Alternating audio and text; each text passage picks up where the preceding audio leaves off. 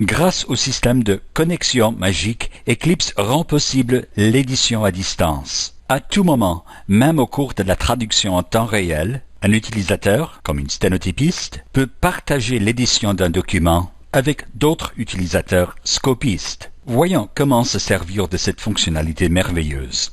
Avant de commencer la traduction en temps réel, on peut cocher l'option « Partager document, connexion magique ». Mais l'édition partagée n'est pas limitée au temps réel. On peut ouvrir un document déjà existant et dans le menu Outils, sélectionner Connexion magique. Partager document. Ce dialogue s'ouvre pour préparer la session de connexion magique. Le système ajoute automatiquement au nom ED, qui veut dire édition, et ensuite la date. Vous pouvez changer le nom, mais n'utilisez pas des accents dans les noms des sessions. Le serveur ne les accepte pas. Il faut aussi établir un mot de passe et on peut placer le document dans un groupe spécifique ou laisser le système le placer automatiquement dans le groupe qui a le moins de documents actuellement. Dans cet exemple, le serveur l'a mis dans le groupe numéro 8. Pour le serveur Connexion Magique, c'est aussi une bonne idée que chacun utilise un nom court et sans accent. Et maintenant, voyons comment les assistants entrent dans l'édition partagée. D'abord, il faut que tous les utilisateurs utilisent la même version d'Eclipse.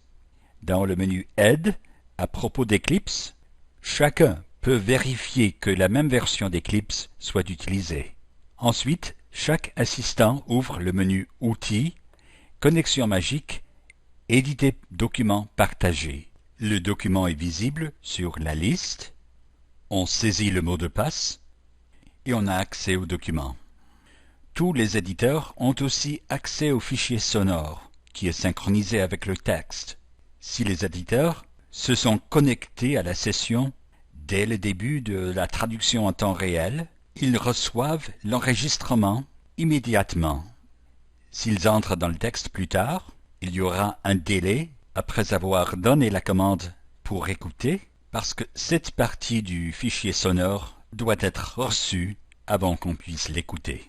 Pendant l'édition partagée, on peut voir lorsqu'un éditeur s'approche. Dans cet exemple, la sténotypiste est en train d'écrire et elle peut voir lorsque son assistant prépare à éditer ce mot quelques lignes plus haut. De l'autre côté, l'assistant peut voir la position de la sténotypiste à la fin du document. Du côté de l'assistant, la connexion à l'Internet peut être interrompue de temps en temps, et donc Eclipse aura à réconcilier le document de l'assistant au document maître de la sténotypiste. Un écran rouge comme celui-ci indique que le processus de réconciliation est en cours et l'assistant doit cesser d'éditer jusqu'à ce que l'écran retrouve ses couleurs normales.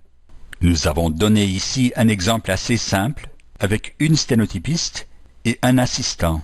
Mais plusieurs peuvent partager l'édition, ce qui rend possible la remise d'un document avec un minimum de retard.